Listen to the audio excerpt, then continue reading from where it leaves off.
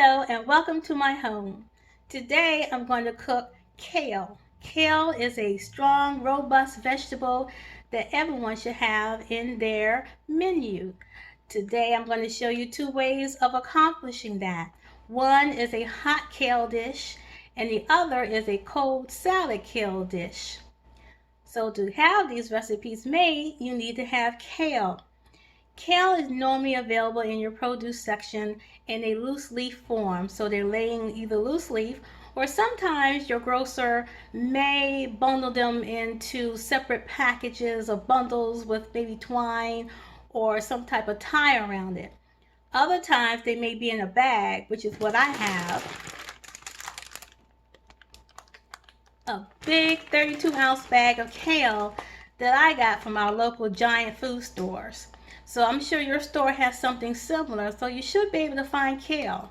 So for our recipes, since I have a bag kale, I'm going to open up the bag, and even though it says pre-washed, I do like to wash my kale just the same. And I also like to sort through the bag to make sure there aren't any wilted or bad leaves in the bag or any type of twigs or anything that I don't want to cook, obviously, in my recipes. And that doesn't have anything to do with a particular brand. It's just that sometimes in the processing of it, you may have something enter into the bag that shouldn't be there, or your bag may have been sitting around longer than you'd like, so you do need to sort through it. Normally these bags of vegetables are quite good.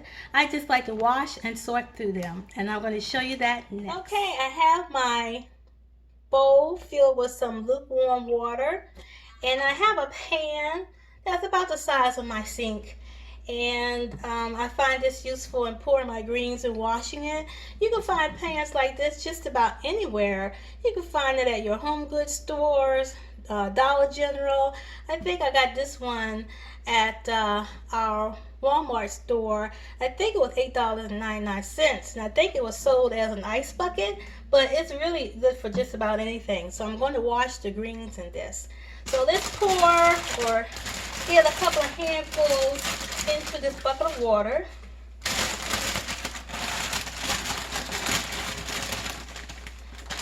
I do it in batches. I don't pour the whole thing in there at one time because I can't see everything that I'm doing. So I'm kind of swishing it around, getting any loose materials off the leaves. I'm also taking care of these big stems. See how big that stem is compared to my finger? That is not very palatable. So you want to take those out as you're washing through and sorting through your greens. Little thin ones are okay, but for the most part, the kale stems are pretty tough. So you do want to get rid of those. And that is what I'm doing now. That was a big long one right there. So yeah, you want to get all that out of there. Take the stems off the leaves, look through the leaves, make sure they look okay. This batch is looking actually quite good. And you keep going through, take off those stems. Now this bag is already pre-cut. And when you're cooking kale or collard greens, you don't want to put the whole leaves into the pot. That takes away from the flavor. You really want to chop up your greens. These have been chopped up pretty good, but I will probably do another chop on them once I sort through all these. So let me wash up all these greens, and then I'll show you how I chop them up. And I'm also going to show you the onions that I'm going to saute before I put them in the pot. So you're going to meet me back here in a little bit.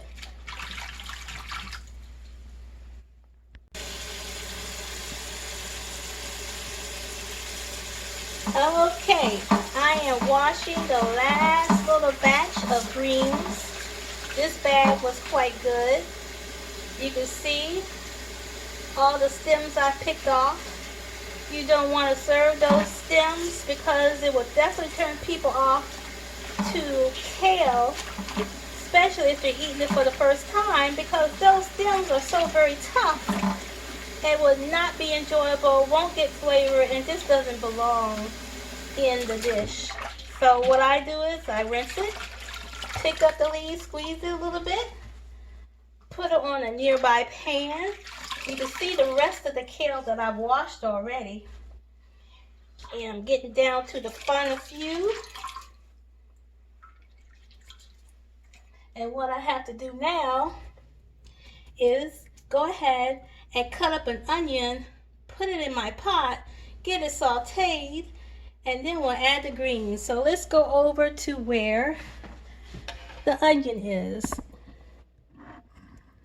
So I like to use a red onion. It's nice and sweet. I think it offsets the more, I guess, slightly bitter taste of the kale.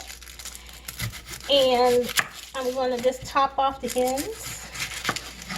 Put that to a side. I like to take off the outer leaves for it.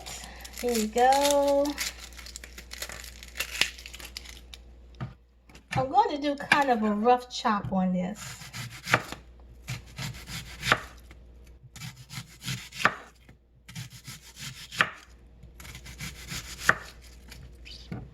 Just like that.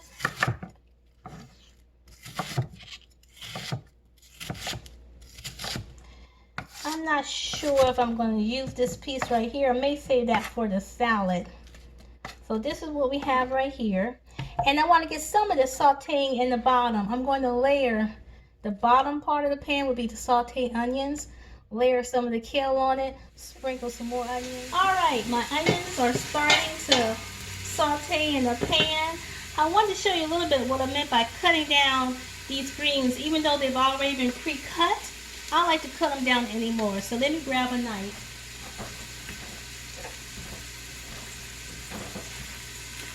And you're just going to bundle them up and just slice through. Watch your fingers. Just slice through. That's all. Just slice through, because you like this to be a nice chopped up version of these kale.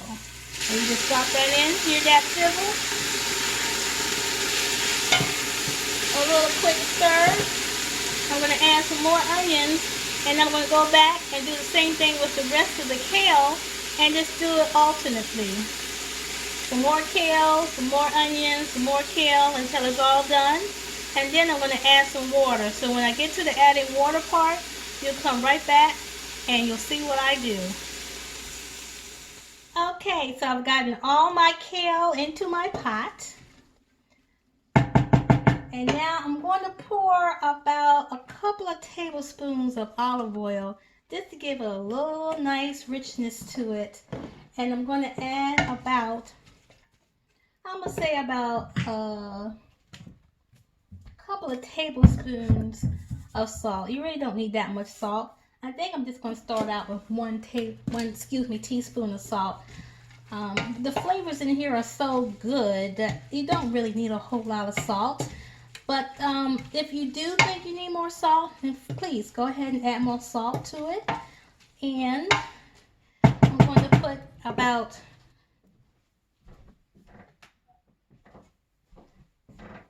some water in there. I'm going to put about, I'm going to put about 3 cups of water in here. Now, if you recall, I'm not using all the greens in that 32-ounce bag. So I think 3 cups of water is good enough to start. And I'm going to say I used about 2/3 of what was in that 32-ounce bag for this dish right here. And the rest of the kale I'm going to use to make that kale salad.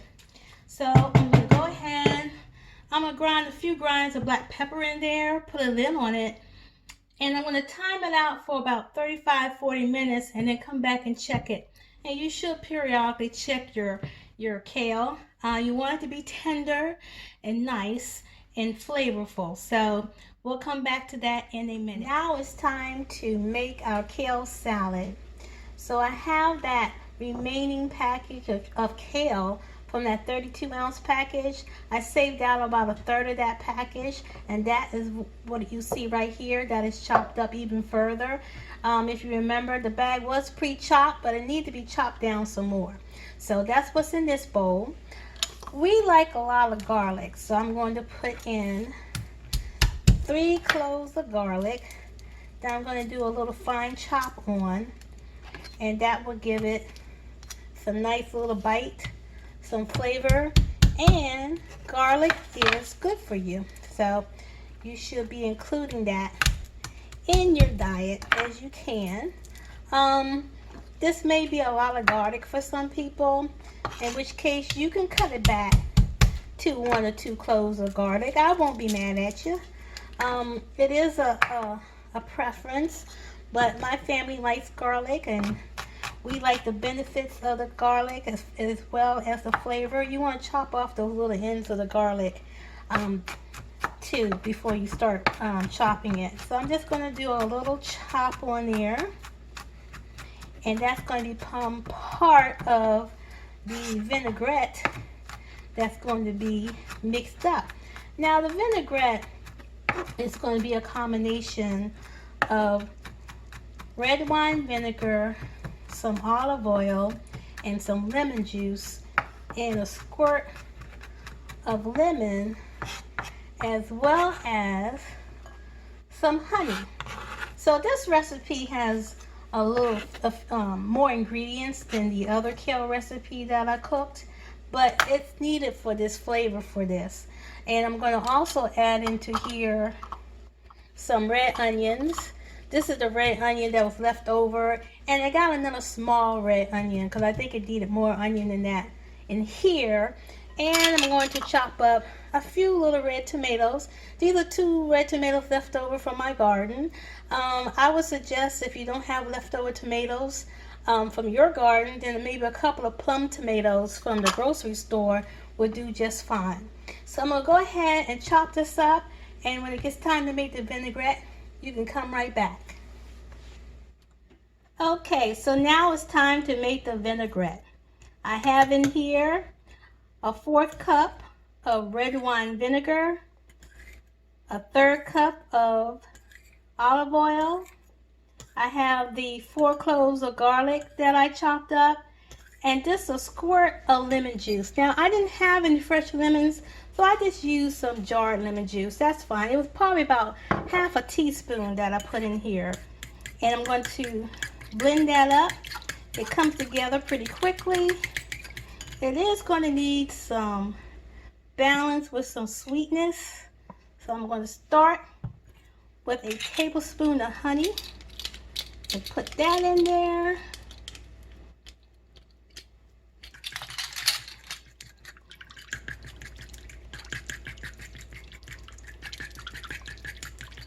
See how it's emulsifying? And then I'm going to taste it.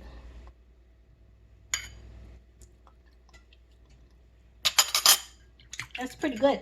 I think it needs some more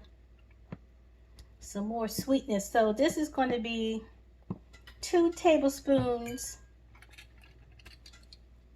of nice honey. This is your favorite honey. This is just that little bear honey. That's all. Little bear honey. Find it in your store pretty easily.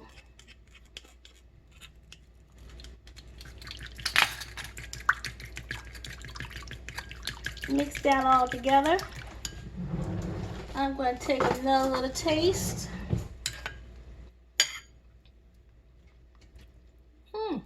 That is good. That is real good. Maybe a tad more of a squirt. Yeah, that should do it. A couple of grounds of pepper. Now you notice I didn't put any salt in here. I didn't need it. You got that red wine vinegar that gives you that tartness. The mustard, didn't need it. And the mustard is to taste. A couple of squirts from your mustard bottle. And now I'm going to pour this in here.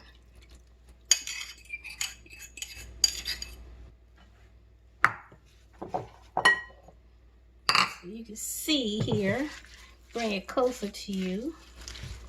Now you know I have the red onions, some leftover tomatoes that I had, the red onion, and this is good enough just like this.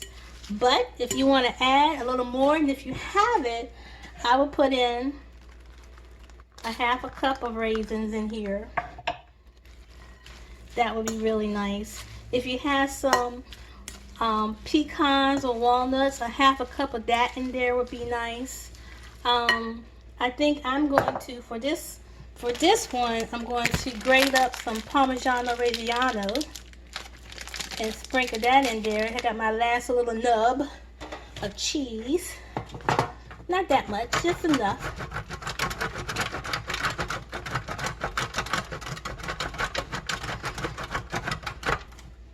Yeah, that's good. That's good.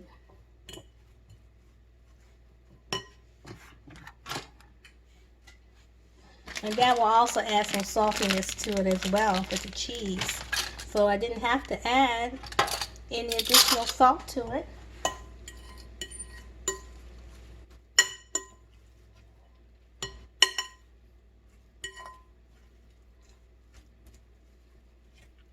And then you can go ahead and serve this salad with a nice piece of bread, a croissant, even a biscuit. Matter of fact, I think I want to do that. I think I'm going to plate this up with a nice biscuit. I'll be right back. Here we are, the salad served up on the plate with 2 nice biscuits. And it's a wonderful lunch or a nice light dinner. Now, as far as the salad, I'm going to correct myself a little bit. I said 2 tablespoons of honey. You're probably going to need 2.5, 3 tablespoons of honey to taste. And the raisins sets it off real nice. You can add some nuts to it if you like a half a cup of pecans. You can add any type of cheese that you want, Parmigiano Reggiano, which is what I added. Or you may put some other type of your favorite cheese. A blue cheese would be nice in here. So enjoy. Okay, now we are back to the kale that I'm cooking on top of the stove. It's now done. It's been about 40 minutes. And the color has changed to show that it is now cooked. I'll see if I can get you into the pot to see the pot of greens. You see a little of that liquid, they call that pot liquor. Whole lot of vitamins in that liquor. So this is now done. And you can serve this up with a nice baked sweet potato, a piece of cornbread. That's some good eating right there. So there you have it. I've given you kale 2 ways. I hope you enjoy. Thank you.